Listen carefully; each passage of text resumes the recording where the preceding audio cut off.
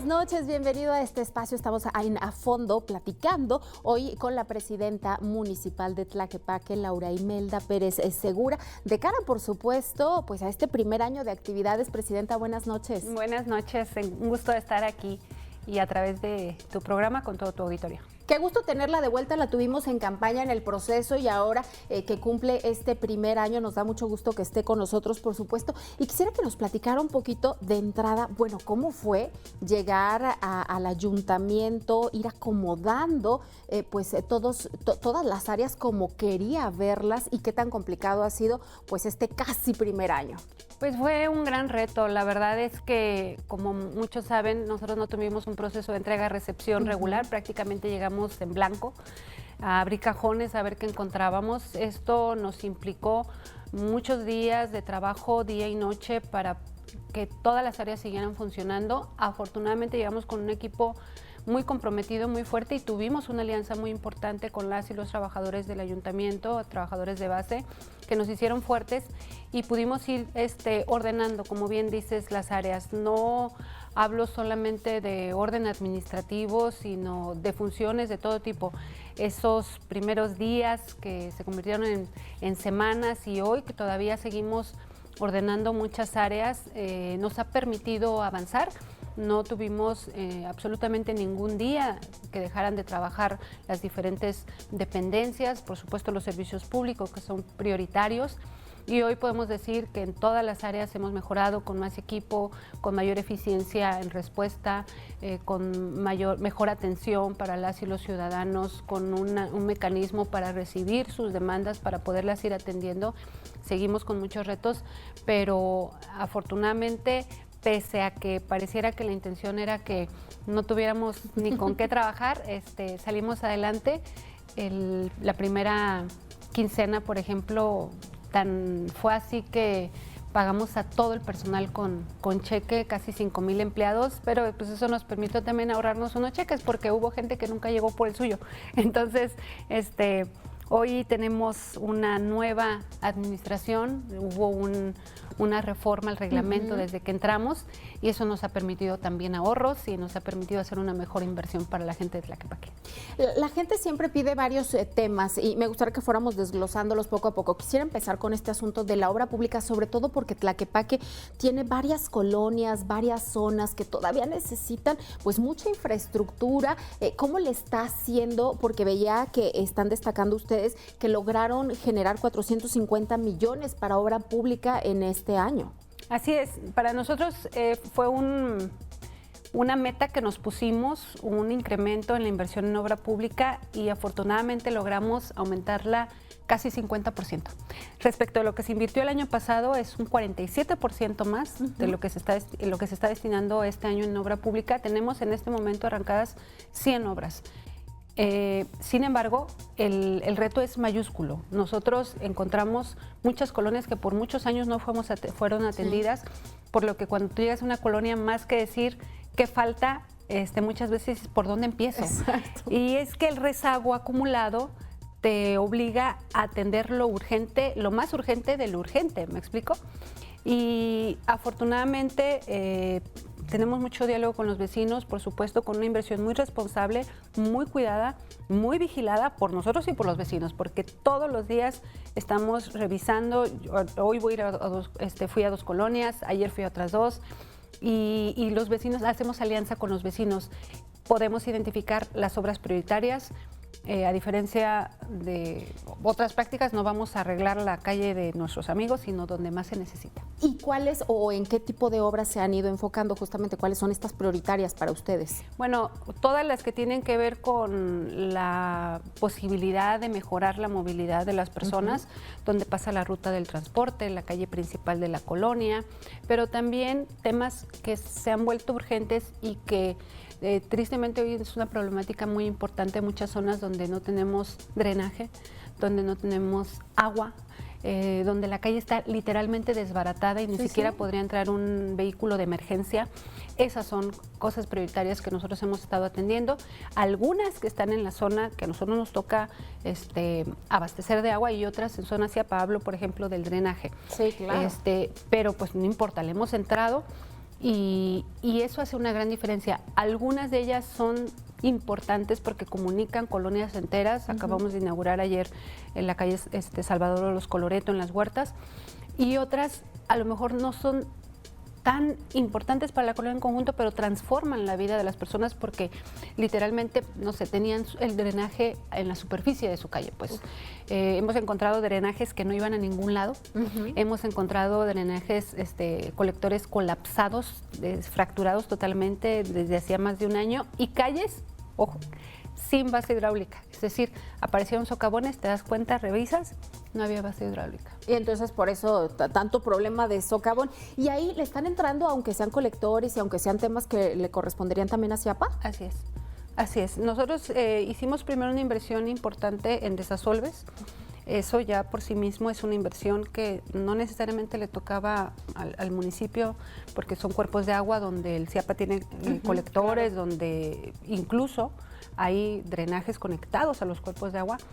Pero era algo prioritario. Para nosotros el contener las inundaciones es algo muy importante que afortunadamente hasta ahorita hemos avanzado bien. Yo no digo que al 100% ni cantamos victoria, pero estamos atentísimos a eso.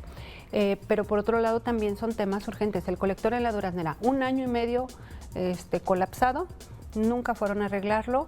Yo tenía el riesgo de que las colonias, de las casas cercanas tuvieran una afectación. ¿Qué hicimos? Pues arreglarlo. Lo mismo en Villa Fontana, lo mismo que el vaso regulador de fraccionamiento Revolución, y así una cantidad importante de cosas que hemos estado haciendo. Ya que está abordando este tema de la infraestructura hidráulica y demás, ¿cómo les ha ido con el tema de las lluvias? Digo, hemos tenido un temporal bastante copioso, pero con muchísimas afectaciones prácticamente en toda la ciudad, y por supuesto Tlaquepaque pues no se ha salvado tampoco. Sí, afortunadamente en el conteo, digamos, de inundación en la vía pública, la mayoría de las afectaciones que hemos tenido han sido en zona CIAPA por falta de desasolve. Hoy tenemos más Bactor, estamos trabajando y no han sido tan graves hasta este momento. En casa habitación, la verdad es que disminuyó muchísimo. Hace el temporal antepasado, tuvimos afectaciones hasta de 2,000 viviendas. Este año no hemos tenido un desbordamiento así, no se ha dado esta afectación, pero insisto, estamos pendientes, estamos y atendiendo. Sobre todo tenemos brigadas 24 horas de servicios públicos, de protección civil y bomberos de diferentes áreas para atender árboles caídos, inundaciones en la vía pública, también auxiliando a algunas personas que han tenido esta problemática, y permanentemente no nos les atendemos. Hasta Tlaquepaque llega este famosísimo arroyo seco que siempre se desborda en todos los puntos, hasta las Pintas prácticamente. Entonces, esta zona también es considerada como una zona de riesgo en Tlaquepaque, ¿no? Así es, nosotros somos un lugar receptor de muchos escurrimientos. Nos llega agua de varios municipios, entre ellos Zapopan, y es el caso de Arroyo Seco. Ahora sí que cuando llueve en Zapopan nos preparamos en Tlaquepaque. Y pues esa zona también se desasolvó desde donde inicia hasta donde concluye sus diferentes vertientes.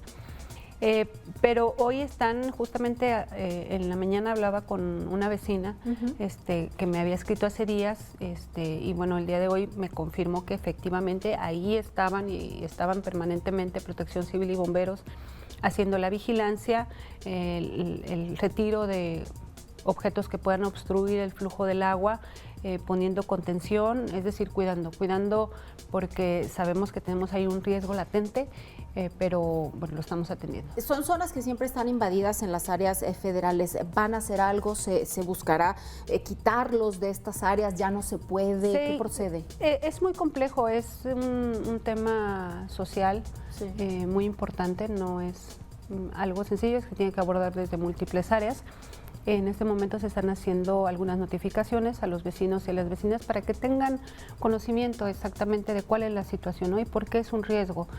Como sabemos, el espacio que se debe guardar a los lados de los cuerpos de agua pues está delimitado por la propia por la Ley de Aguas Nacionales, y eso muchas veces no se ha respetado.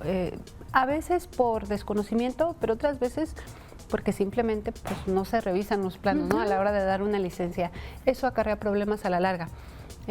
Insisto, no es sencillo porque implica también el patrimonio de personas. Claro. Y no vamos a actuar nunca de manera autoritaria, pero sí tienen que saber que hay una zona de riesgo y que por más que hagamos todo lo que podamos para contener, seguimos en un riesgo. Pero no se va a obligar a que se destruyan las lo tenemos construcciones. previsto. No. Digamos que creo que podemos poco a poco ir avanzando con el diálogo y mejor seguridad.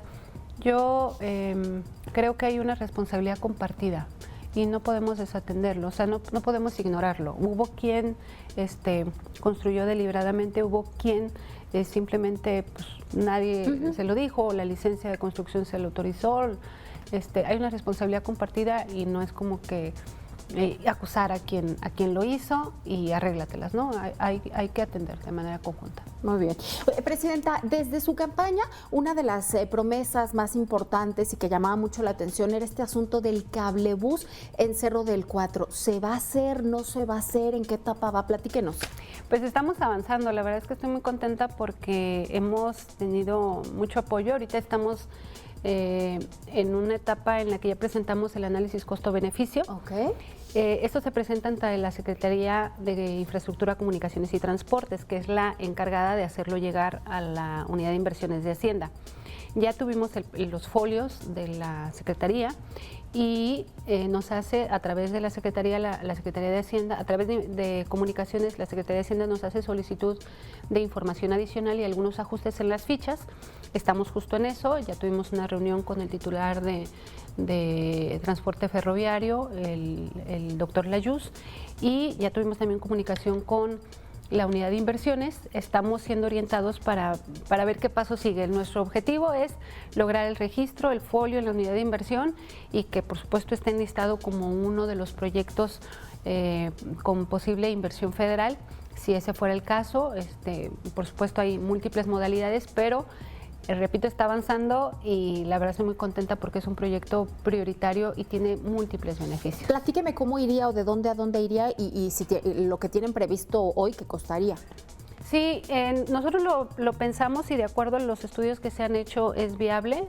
Repito, no están concluidos, pero estamos hablando del Cerro del Cuatro. El Cerro del Cuatro es una zona de difícil acceso, es una zona también con una situación complicada en seguridad. Y como sabemos, el transporte es un derecho que acerca a otros derechos. Es un proyecto que puede transformar la realidad alrededor, por eso lo pensamos ahí. El mejor transporte para el que menos tiene, para empezar. Una vía de comunicación que de muchas personas que hoy dejan de ir a la escuela o dejan de hacer cosas porque simplemente no les alcanza para pagar los camiones o porque es muy difícil el traslado a donde pasa el camión. Esto, aunado a los beneficios en reactivación de la zona, seguridad, nos hizo contemplarlo del Cerro del Cuatro a conectarlo con la línea 1, probablemente a la altura de Periférico o un poco antes, de tal manera que en el primer caso se conecte también con mi macroperiférico, probablemente hasta el ITESO. Okay. Pues estamos pensando como hasta dónde podríamos hacer la primera etapa. Y hacia el otro lado, hacia el Cutlaquepaque, centro universitario, hacia la línea 4, y si nos va muy bien, nos vamos hasta el Álamo, hasta el centro de Tlaquepaque. Es un proyecto ambicioso, es un proyecto importante, es metropolitano, así lo vemos porque está comunicándose con vías de comunicación muy importantes, se entronca y se puede comunicar perfectamente, pero además es un proyecto que es mucho más barato de realizarse, es accesible, es amigable con el medio ambiente, es más rápido en su construcción, es de acceso universal y transforma vidas. Estamos proyectando en una estimación inicial aproximadamente 5,000 millones de pesos y bueno, pues ahí vamos a estar empujando, pero vamos bien. ¿Esperan entonces que en el presupuesto del próximo año federal vengan ya etiquetados recursos? Si de acuerdo a la fecha que nosotros logremos el registro en la unidad de inversión, ya sería candidato a recibir recursos. Ahí lo que tocaría es ver cuál modelo convendría hacerlo, en qué modelo, pero sí efectivamente pues es una de nuestras aspiraciones. Si no llega recurso federal, ¿se puede hacer con el municipio o quizá con el estado? Es difícil por la cantidad de recursos para el municipio. Nosotros estamos con un presupuesto, Sí. obviamente no tendríamos esa cantidad, pero el Estado sí puede colaborar, por supuesto, una colaboración federación, Estado, municipio, por eso digo, hay como diferentes rutas, pero lo importante es tenerlo ahí. Y afortunadamente pues ya lo traen en el radar, en las secretarías, la propia presidenta, entonces pues esperamos ¿Con que el pronto. Estado se ha dialogado ese proyecto o aún Yo no? lo platiqué con el gobernador desde las primeras reuniones que tuve con él. Yo le platiqué cómo lo veía como un proyecto innovador para el Claro. área metropolitana, no solamente para Tlaquepaque, para el área metropolitana, que puede replicarse. Incluso por ahí otro secretario del gabinete del gobernador pensaba en uno para Zapopan, es decir, puede generar pues este boom aquí en Jalisco, porque ya se está haciendo en otros estados. El Sí. primero fue en Ciudad de México, ha sido un éxito, ha transformado la vida de muchas colonias y ha permitido acceder a otros derechos. Entonces, si nosotros lo logramos aquí, no nada más transformaríamos la vida de muchas personas, sino que además voltearíamos a ver otros medios de transporte que tienen muchos más beneficios y que son mucho más amigables. Si le pusieran recursos para el próximo año, ¿lo alcanzaría a ver terminado al menos en las primeras etapas antes de salir de Probablemente la veríamos administración? el inicio. Su construcción se estima más o menos en 2 años. Estamos hablando ya final, ¿no? Las estaciones, todo lo que conlleva, los estudios preliminares, etcétera. Pero pues, hay que pensar en grande y hay que avanzar con lo que nos toque, Claro. pero también con lo que podemos heredar. Por supuesto que sí. Otro de los temas que siempre es prioritario para los ciudadanos y creo que de todo el país es el asunto de la seguridad. Recientemente acaban de informar que Tlaquepaque se unió a esta lista de municipios prioritarios de la Federación por un incremento en el tema de los homicidios. ¿Cómo se está abordando esta temática desde el municipio? ¿Cómo se está tratando de disminuir la delincuencia y bueno, todo lo que conlleva este tema de la inseguridad? Pues lo más importante es que nosotros cuando llegamos encontramos una policía muy debilitada, con pocas unidades, la mayoría de ellas con ya fallas mecánicas importantes, con pocos policías, sin controles de confianza actualizados, muchos de ellos. Lo primero que hicimos fue empezar a incrementar el parque vehicular, empezar a platicar, hacer rotación de personal, identificar a los policías que requerían sus exámenes, mandarlos a evaluar, incorporar más policías. Hoy tenemos más patrullas, hoy tenemos más policías. Llegamos con 880, tuvimos muchas bajas justo al inicio. Sí. Hoy ya tenemos 970. Acaban de ingresar los de la academia, nuevecitos, ya titulados de la academia. Y además estamos invirtiendo. Hoy ya tenemos un campo de tiro funcional que pueden usar los policías. Hoy tenemos más cámaras, estamos por entregar segunda dotación de uniformes, vamos a entregar patrullas, motocicletas, bicicletas, chalecos, radios, armamento, es decir, estamos invirtiendo. Pero además estamos haciendo mucha labor social con los policías, caminando, tocando puertas con los policías, platicando con ellos, yo misma, con todos. Pero también es importante decirlo, nosotros cuando heredamos estas cifras tan negativas, nos empeñamos en reducirlas. Y hoy podemos decir que en todos los delitos prácticamente estamos a la baja. Sin embargo, en el acumulado pues seguimos en una situación complicada. Pero más que otra cosa, más que ser de los 20 municipios, digamos, señalados para incluirse, nosotros nos sentimos afortunados de haber sido incluidos, porque eso nos ha permitido una coordinación y colaboración excelente con la Secretaría de Gobernación y con la propia Secretaría de Seguridad y Protección Ciudadana. Ya tuve 2 reuniones con el secretario Omar García Harfuch, con la Secretaría de Gobernación a través de la subsecretaria Rocío Bárcena, ya tuve también reuniones y estamos incluidos en la estrategia de atención a las causas. Justamente esto es lo que realmente transforma de fondo el Consejo de Paz, las Brigadas de la Paz, la Feria de la Paz, el Consejo. Todo esto es una estrategia en conjunto ideada por la Presidenta de la República y que afortunadamente pensó en Tlaquepaque porque tenemos un potencial de salir de esta problemática, de avanzar mucho y pues nosotros estamos empeñados en eso. Todo esto también implica que les manden más elementos de Guardia Nacional, es decir, que tengan más elementos Mayor para coordinación, patrullar. así es, mayor coordinación con la Guardia Nacional, con la Sedena, que ya la venimos teniendo. pero también mucho apoyo en inteligencia, fue evaluado nuestro C4 para ver qué mejoras podíamos hacer. Afortunadamente la mayoría de las mejoras tienen que ver con capacitación que estamos haciendo, porque tenemos una buena infraestructura en C4, pero también, por supuesto, significa apoyo para avanzar en proyectos que tenemos. Y específicamente en este delito que, bueno, también tiene mucho que ver con los temas estatales y federales, el homicidio, ¿cómo atenderlo y tratar de disminuirlo? Pues justamente yo creo que una de las cosas importantes es esta comunicación y diálogo permanente con los elementos, que hoy la tenemos. Cuando vamos a una colonia, por ejemplo, siempre me acompaña el comandante. El comandante se hace presente, se presenta con los vecinos, hacen reuniones y fomentamos una mayor comunicación y colaboración. Incrementamos la confianza. Hoy tenemos una mejora en la percepción de seguridad y eso nos ayuda a hacer una alianza que nos permite ser más efectivos. Pero además de eso, bueno, pues el incremento de patrullas, pues también, si tengo los elementos parados porque no hay patrullas para patrullar, pues como espero que no pase. Claro. De las 56 que teníamos, ahora sí que como dice el dicho, a la semana ya teníamos 20 en el taller. Hoy llegamos a 100 patrullas y estamos pues con mucho más cobertura.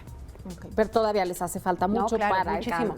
Y estamos trabajando para ello, por eso la capacitación, por eso el equipamiento. Tlaquepaque también tiene la fortuna o la desfortuna, no sé cómo lo vea, de tener a la central camionera ahí en su municipio, y uno de los problemas que se ha detectado, pues creo que en el último año prácticamente, o quizá un poco más, es este asunto del reclutamiento de jóvenes y que se empezó a dar ahí en las centrales, ¿no? Los traían de otros estados o de municipios y demás, y de ahí se los llevaban a reclutar por el crimen organizado. Entiendo que hay un operativo en conjunto entre ustedes y el gobierno del estado, pero ¿cómo han visto esta problemática, pues que le toca directamente pues atender? Sí, desde que llegamos nosotros sabíamos que ese era un tema que iba a ser complejo, por eso era también y fue y sigue siendo un tema prioritario. Empezamos con mucha coordinación con las fuerzas federales, Guardia Nacional, Sedena y por supuesto el estado.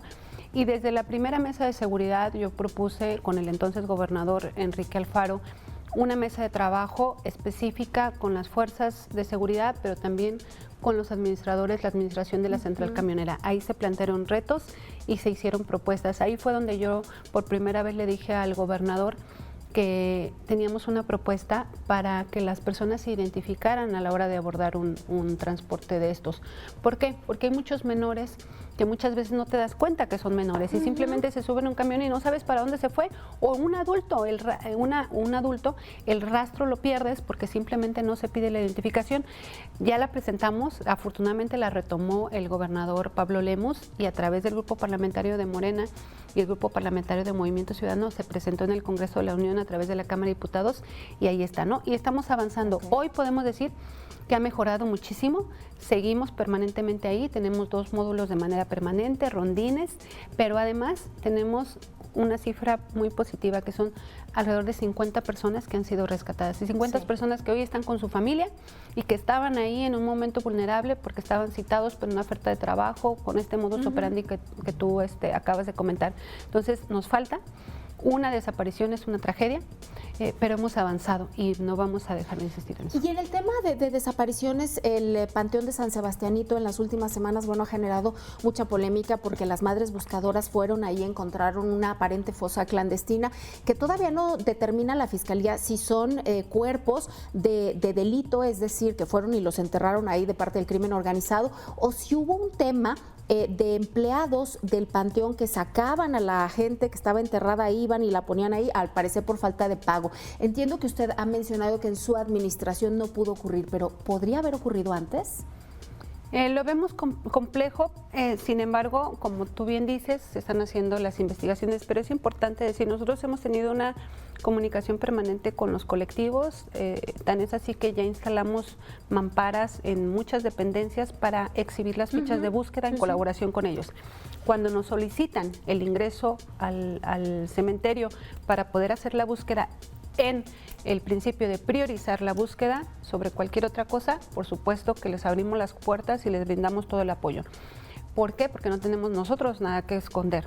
Ahora, lo que se encontró, los colectivos, su opinión es que, por supuesto, no se trata de exhumaciones que se hicieron por parte del personal, pero repito, pues yo no tendría elementos. Lo que sí es importante es que durante 9 años hubo el mismo director de Panteones, que por cierto es hermano de una exalcaldesa. 9 años. Entonces, cuando nosotros llegamos, se habían vendido todos los terrenos y se estaban revendiendo. Nosotros paramos esta práctica, por lo que hoy podemos decir de manera categórica, no hemos exhumado ningún solo cuerpo y mucho menos hechos. Pero sí detectaron un tema de corrupción ahí. Claro. Y sí podría haberse dado, o sea, va a haber una investigación interna también en Tlaquepaque para saber si en las anteriores administraciones ocurrió eso.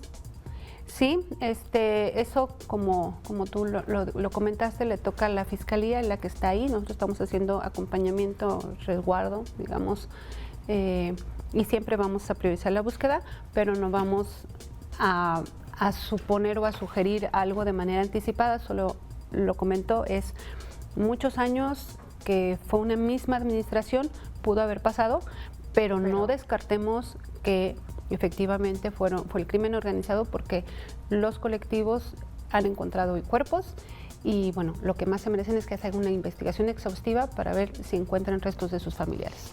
Presidenta, y en el tema de la Agencia Metropolitana de Gestión de Residuos, que Tlaquepaque no se adhirió, platíqueme rápidamente por qué no.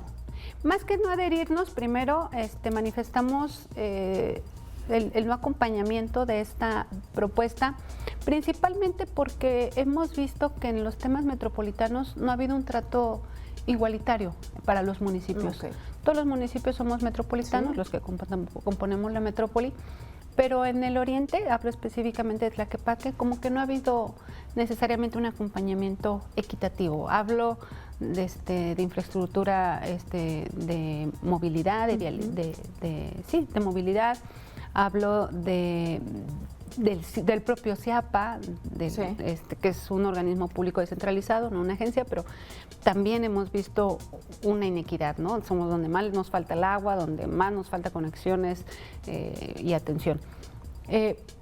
No nos limita el poder adherirnos, pero la verdad es que en este momento nosotros tenemos una concesión que dura hasta el 2029 y, tengo que decirlo, somos de los municipios que más eficiencia tiene en la recolección. Nosotros nos hacemos cargo de la recolección, hoy tenemos más camiones, muchos más camiones y mejores rutas.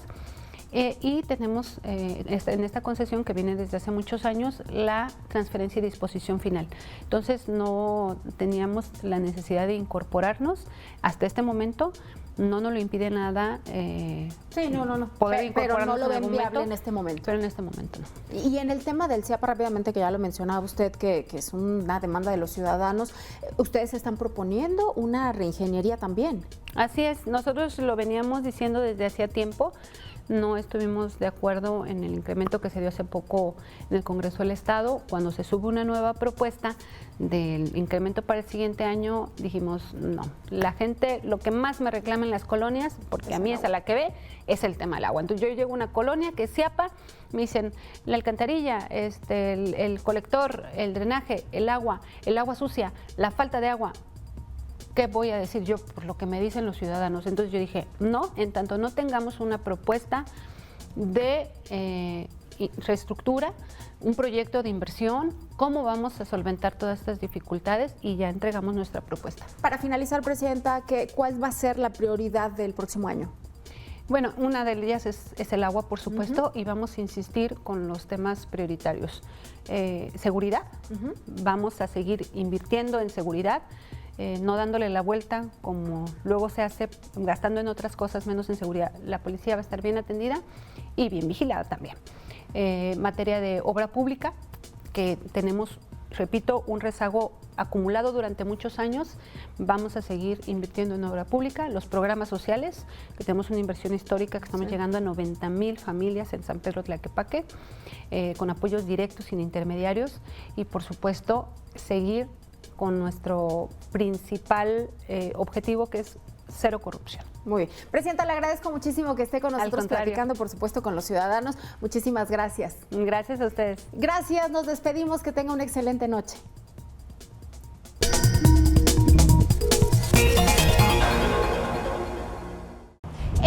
partes encontrará la misma información.